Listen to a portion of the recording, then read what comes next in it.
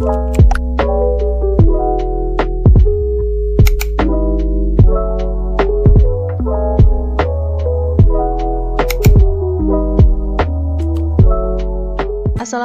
warahmatullahi wabarakatuh.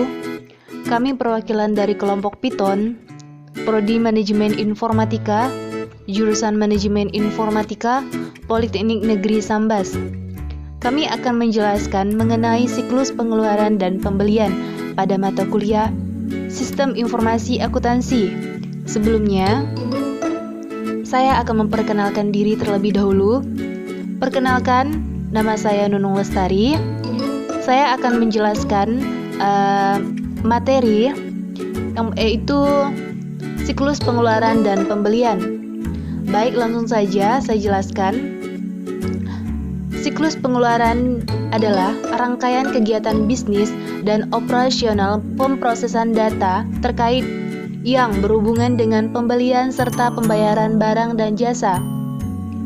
Tujuan utama dalam siklus pengeluaran adalah untuk meminimalkan biaya total memperoleh dan memelihara persediaan, perlengkapan, dan berbagai layanan yang dibutuhkan organisasi untuk berfungsi.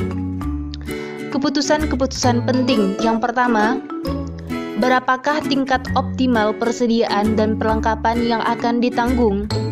Yang kedua, pemasok manakah yang akan memberikan kualitas dan layanan terbaik dengan harta terbaik? Yang ketiga, manakah persediaan dan perlengkapan akan disimpan? Yang keempat, bagaimana cara organisasi mengkonsolidasikan pembelian di lintas unit untuk mendapatkan harga yang optimal? Yang kelima, bagaimana teknologi informasi dapat digunakan untuk meningkatkan efisiensi maupun keakuratan fungsi logistik inbound? Yang keenam, apakah tersedia cukup kas untuk memanfaatkan diskon yang diberikan oleh pemasok? Poin ketujuh, bagaimana pembayaran di vendor dapat dikelola untuk memaksimalkan arus kas? Lanjut, tingkat aktivitas bisnis dasar dalam siklus pengeluaran, yaitu ada 3. Yang pertama, memesan barang, perlengkapan dan jasa atau layanan. Metode pengendalian persediaan tradisional ini sering disebut dengan kuantitas pesanan ekonomis, yaitu pendekatan ini didasarkan pada perhitungan jumlah optimal pesanan untuk meminimalkan jumlah biaya pesanan, penggudangan, dan kekurangan persediaan. Yang kedua, menerima dan menyimpan barang, yang mana perlengkapan dan jasa atau layanan bagian penerima mempunyai 2 tanggung jawab utama, yaitu memutuskan apakah menerima pengirim. Yang kedua, memeriksa jumlah dan kualitas barang. Laporan penerima adalah dokumen utama yang digunakan dalam subsistem penerimaan dalam siklus pengeluaran. Laporan ini mendokumentasikan rincian mengenai setiap kiriman, termasuk tanggal penerima, pengirim, pemasok, dan nomor pesanan pembelian. Bagi setiap barang yang diterima, laporan ini menunjukkan nomor barang, deskripsi, unit ukuran, dan jumlah barang yang diterima. Dan poin yang ketiga, yaitu membayar barang, perlengkapan dan jasa atau layanan menyetujui faktur pemasok. Bagian A, bagian utang usaha menyetujui faktur penjualan yang dibayar. Yang B, kasir bertanggung jawab untuk melakukan pembayaran. Baik, kita lanjut mengenai siklus pembelian. Siklus pembelian terdiri dari sistem pembelian, memesan persediaan atau perlengkapan, penerimaan dan penyimpanan barang yang dipesan, sistem pengeluaran kas, pembayaran faktur, dan penjualan dari vendor. Yang pertama, memesan barang, perlengkapan dan jasa. Aktivitas utama pertama dalam siklus pengeluaran adalah memesan persediaan atau perlengkapan. Metode pengendalian persediaan tradisional Ini sering disebut kualitas pesanan ekonomis. Pendekatan ini didasarkan pada perhitungan jumlah optimal pesanan untuk meminimalkan jumlah biaya pesanan, penggudangan, dan kekurangan persediaan. Selanjutnya, memesan barang, perlengkapan, dan jasa layanan. Metode-metode pengendalian persediaan alternatif MPR atau Material Recruitment Planning.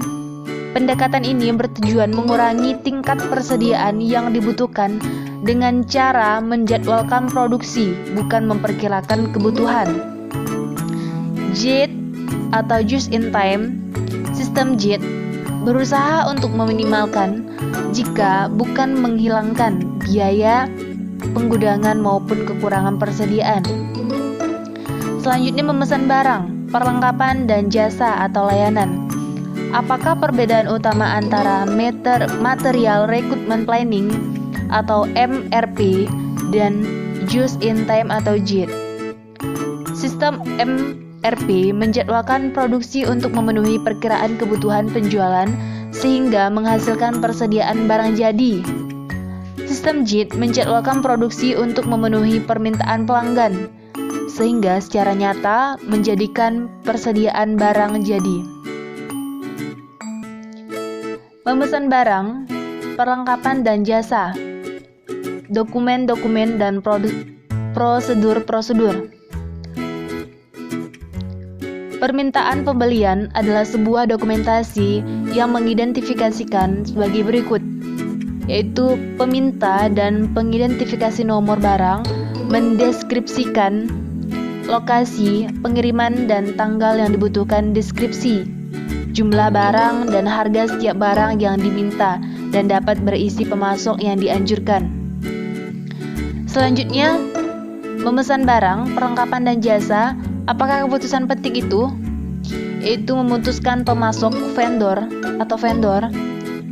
Faktor-faktor apakah yang harus dipertimbangkan dalam membuat keputusan? Itu yang pertama, harga, kualitas, dan bahan baku dapat diandalkan dalam melakukan pengiriman. Mungkin hanya itu yang dapat saya jelaskan. Untuk penjelasan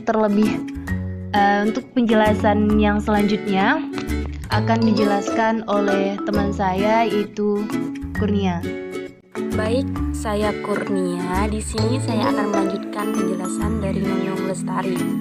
Nah, kemudian ini memesan barang, perlengkapan, dan jasa atau sebuah layanan. Pesanan pembelian adalah sebuah dokumen atau formulir elektronis yang secara formal meminta pemasok untuk menjual dan mengirimkan produk yang disebutkan dengan harga yang telah ditentukan.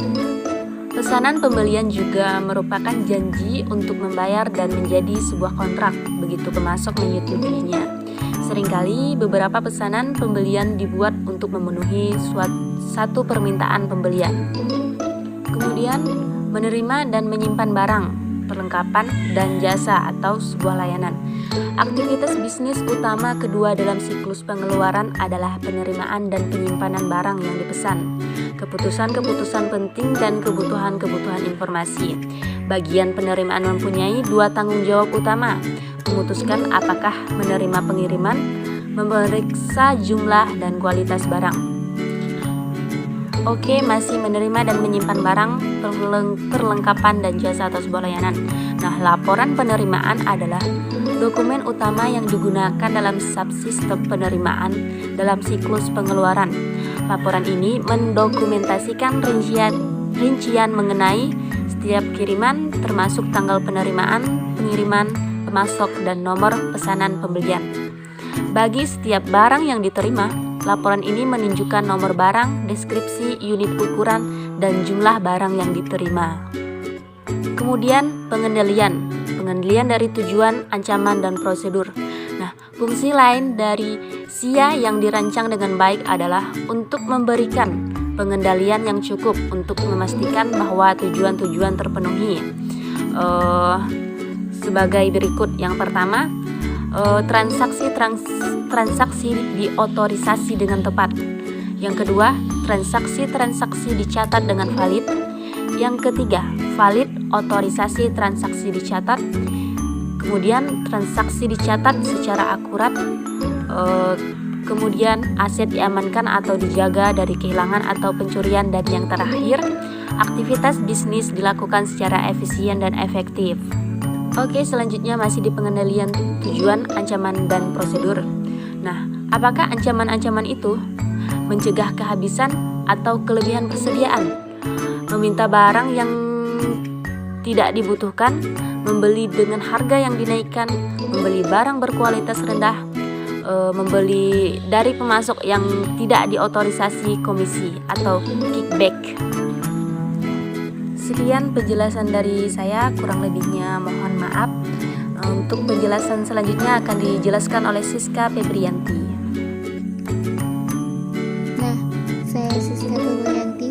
Di sini saya akan melanjutkan penjelasan dari Kurnia, yaitu tentang pengendalian tujuan, ancaman, dan prosedur. Ancaman yang selanjutnya yaitu adalah yang pertama, menerima barang yang tidak dipesan. Yang kedua, membuat kesalahan dalam perhitungan. Yang ketiga, mencuri persediaan. Yang keempat, gagal memanfaatkan diskon pembelian yang tersedia. Yang kelima, kesalahan mencatat dan memasukkan data dalam utang usaha. Yang keenam, kehilangan data. Yang selanjutnya adalah apa saja prosedur-prosedur pengendaliannya. Yang pertama, sistem pengendalian persediaan. Yang kedua, analisis kinerja pemasok, persetujuan permintaan pembelian. Yang ketiga, batasi akses ke permintaan pembelian kosong. Yang keempat, konsultasi daftar harga. Yang kelima, pengendalian anggaran.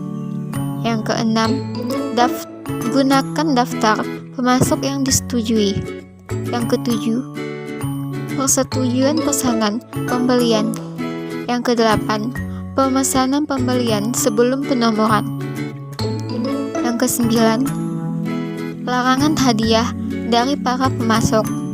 Yang kesepuluh, insentif ke semua rekening pengiriman. Yang ke-11, pengendalian akses fisik. Yang ke-12, cek ulang akulturasi faktur. Yang ke-13, pembatalan pengepakan voucher. Nah, hanya itu yang dapat saya sampaikan. Kurang lebihnya saya mohon maaf. Jangan lupa untuk like-nya ya. Terima kasih. Assalamualaikum warahmatullahi wabarakatuh.